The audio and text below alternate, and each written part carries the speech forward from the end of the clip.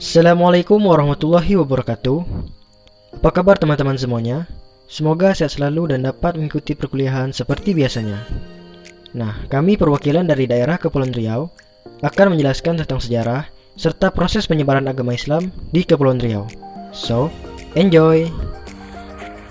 Kepulauan Riau atau biasanya disingkat dengan Kepri guys adalah salah satu provinsi di Indonesia. Nah, Kepulauan Riau ini berbatasan dengan beberapa negara tetangga seperti Malaysia, Singapura, dan Vietnam. Nah, Kepulauan Riau ini memiliki ibu kota di Tanjung Pinang. Jadi guys, awal mulanya Islam datang ke Kepulauan Riau ialah dengan adanya Kesultanan Riau Lingga. Nah, kesultanan ini berasaskan Melayu Islam, dan Islam sendiri dikenal setelah dibawa oleh pedagang dari Gujarat, India, dan Arab. Nah, Kesultanan Riau Lingga ialah kerajaan Islam yang berpusat di Kepulauan Lingga yang merupakan pecahan dari Kesultanan Johor. Nah, kesultanan ini dibentuk berdasarkan perjanjian antara Britania Raya dengan Belanda pada tahun 1824 dengan Sultan Abdurrahman Muazzam Shah sebagai sultan pertamanya. Kesultanan ini dihapuskan oleh pemerintah kolonial Belanda pada 3 Februari 1911. Nah, kerajaan ini ialah kerajaan Islam di Indonesia yang pernah berdiri dari sekitar tahun 1828 Masehi hingga 1911 Masehi. Kerajaan ini mencapai puncak keemasannya pada masa pemerintahan Sultan Sulaiman Badrul Awan Shah II yang di Pertuan Besar Riau Lingga keempat. Nah, beliau memerintah pada tahun 1857 hingga 1883 Masehi. Wilayah kekuasaannya meliputi provinsi Kepulauan Riau sekarang kan melalui penampungan dan tidak termasuk keagamaan atau mereka yang merupakan atau konkret bahwa Islam diajarkan dan disampaikan oleh para ulama di Nusantara pada masa lalu adalah Islam yang modern. Untuk memperlihatkan bahwa Islam modern sebagai Islam yang rahmah lil alamin, para ulama bergerak melalui lisan dan tulisan seperti dalam berdakwah dan salah satunya melalui karya-karya yang disampaikan oleh Raja Ali Haji. Raja Ali Haji termasuk salah seorang ulama yang mengikuti jejak para ulama Nusantara, yakni sebagai ulama sekaligus penulis. Beliau mendialogkan pemikiran keislamannya dengan media tradisi orang Melayu pada masa itu, yaitu dengan tulisan aksara Arab Melayu. Tulisan ini dilengkapi dengan untayan syair-syair dan gurindam. Melalui syair-syair dan gurindam inilah beliau berhasil menyampaikan nilai-nilai Islam universal di wilayah Kesultanan Riau Lingga dan Semenanjung Malaka. Bahkan sampai saat ini, Gurindam 12 tetap dipelajari dan menjadi salah satu karya fenomenal untuk lintas generasi. Keberhasilan transmisi Islam modern melalui pendekatan budaya lokal diakui oleh banyak pihak karena masyarakat mudah memahami ajaran Islam.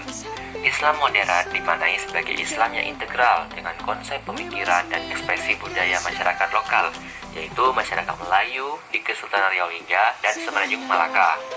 Nah, gerakan pembaruan Raja Ali Haji ini dalam transmisi pemikiran Islam di Kesultanan Riau Lingga di Pulau Penyengat dan pulau-pulau sekitarnya dilakukan dengan cara mendatangkan beberapa ulama yang diakui kredibilitasnya. Mereka para ulama yang sangat mengerti Islam dan memahami syariat Islam dengan baik.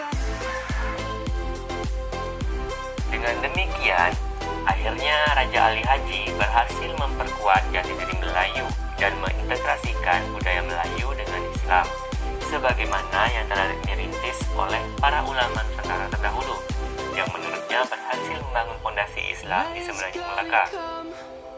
Mereka berhasil melakukan perubahan sosial perspektif kesejarahan dengan tidak mengabaikan tradisi Melayu yang bercorak Islam Sunni dan bermadzhab Syafi'i.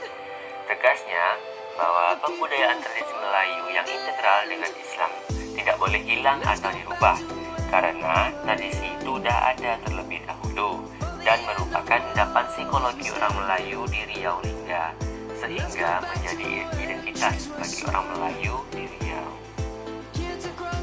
Masjid Jami' Sultan Lingga.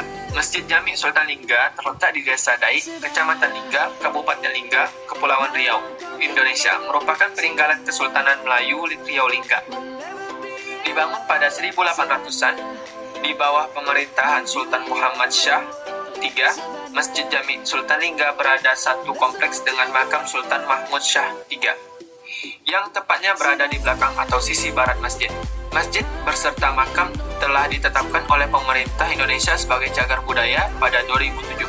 Masjid Jami Sultan Lingga dibangun pada masa pemerintahan Sultan Mahmud Shah III yang memerintahkan Kesultanan Melayu Riau Lingga sekitar tahun 1770 sampai 1811. Era Sultan Mahmud Shah III ditandai dengan pemindahan pusat kerajaan dari Bintan ke Lingga. Keberadaan masjid ini menandai bahwa Kerajaan Melayu Riau Lingga pernah berpusat di Lingga, tepatnya di Desa Daeng. Bukti peninggalan sejarah Masjid Raya Sultan Riau. Masjid Raya Sultan Riau atau disebut juga Masjid Sultan Riau merupakan salah satu masjid tua dan bersejarah di Indonesia yang berada di Pulau Penyengat, Kota Tanjung Pinang, Provinsi Kepulauan Riau. Masjid ini mulai dibangun sekitar tahun 1761 sampai 1812. Pada awalnya, masjid ini hanya berupa bangunan kayu sederhana berlantai batu bata yang hanya dilengkapi dengan sebuah menara tinggi lebih kurang 6 meter. Namun seiring berjalannya waktu, masjid ini tidak lagi mampu menampung jumlah anggota jemaah yang terus bertambah, sehingga yang di pertemuan muda Raja Abdurrahman, Sultan Kerajaan Riau Lingga pada 1831 sampai 1844 berinisiatif untuk memperbaiki dan memperbesar masjid tersebut. Untuk membuat sebuah masjid yang besar, Sultan Abdurrahman berseru kepada seluruh rakyatnya untuk beramal dan bergotong royong di jalan Allah. Peristiwa bersejarah itu terjadi pada tanggal 1 Syawal 1248 Hijriah atau bertepatan pada 1832 Masehi, yang bertepatan dengan Hari Raya Idul Fitri. Panggilan tersebut ternyata telah menggerakkan hati segenap warga untuk berkontribusi pada pembangunan masjid tersebut. Orang-orang dari seluruh pelosok Teluk, Ceruk, dan pulau di kawasan Riau Lingga berdatangan ke Pulau Penyengat untuk mengantarkan bahan bangunan, makanan, dan tenaga sebagai tanda cinta yang tulus kepada Sang Pencipta dan Sang Sultan. Bahkan kaum perempuan pun ikut serta dalam pembangunan masjid tersebut sehingga proses pembangunan selesai dalam waktu yang cepat. Terbukti fondasi sekitar 3 meter dapat selesai hanya dalam waktu 3 minggu. Konon, karena banyaknya bahan makanan yang disumbangkan penduduk seperti beras, sayur, dan telur, para pekerja sampai merasa bosan makan telur sehingga yang dimakan hanya kuning telurnya saja. Karena menyayangkan banyaknya putih telur yang terbuang, sang arsitek memanfaatkan sebagai bahan bangunan. Sisa-sisa putih telur itu kemudian digunakan sebagai bahan perekat, dicampur dengan pasir dan kapur sehingga membuat bangunan masjid dapat berdiri kokoh bahkan hingga saat ini. Nah, itu tadi penjelasan singkat mengenai sejarah serta proses penyebaran agama Islam di Kepulauan Riau. Mohon maaf apabila ada kesalahan maupun kekurangan dalam penyampaian informasi di video kali ini. Akhir kata, Assalamualaikum warahmatullahi wabarakatuh. Thanks for watching.